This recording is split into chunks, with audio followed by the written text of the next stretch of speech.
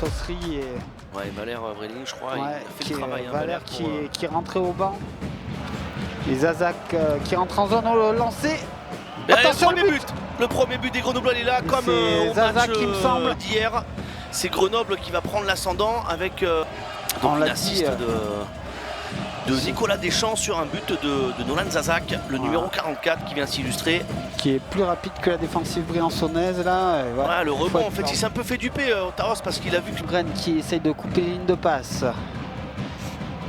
Un Der pour Englund qui a décalé à droite, je crois que c'est Trey.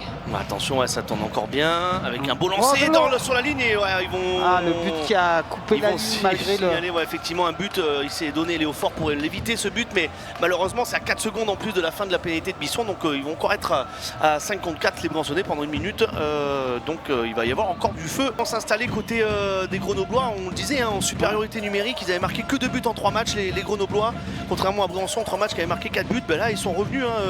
Grenoble au même stade que Briançon. Justement avec Djigaouri, on essaie de conserver le palais.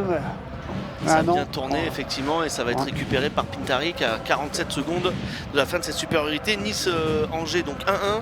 Amiens-Rouen, c'est la pause, toujours 1-0 pour Amiens, 0-0 à la fin du premier tiers. Marseille-Bordeaux et Guillaume Leclerc qui marque.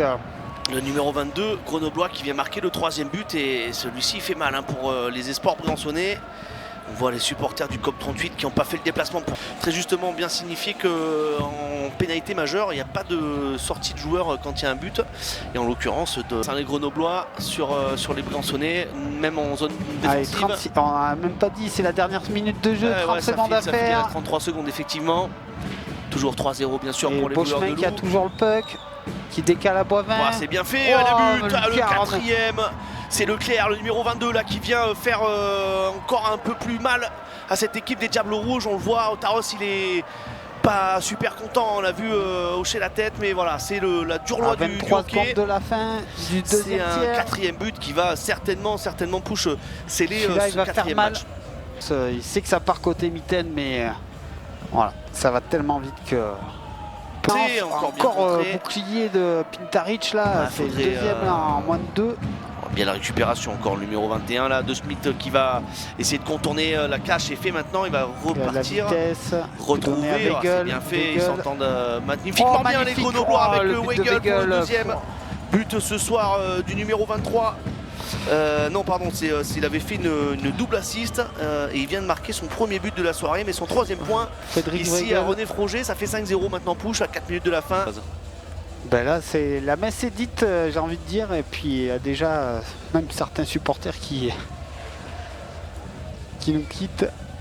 Effectivement, on va rester ensemble. Encore le sens du jeu et qui nous faisait mal sur la glace. Voilà. Et puis but de Nice en prolongation 3-2 face à l'équipe d'Angers. Donc Nice qui vient signer sa première victoire en tête-à--tet de ses playoffs et donc qui vient remonter le but encore Grenoblois 9 secondes, 6-0 et 1 et 2, 3 et 4 et 5. On dirait Jeff Tuch et 1 et 2 et 3 et 4 et 5 et 6-0 pour l'équipe de Grenoble.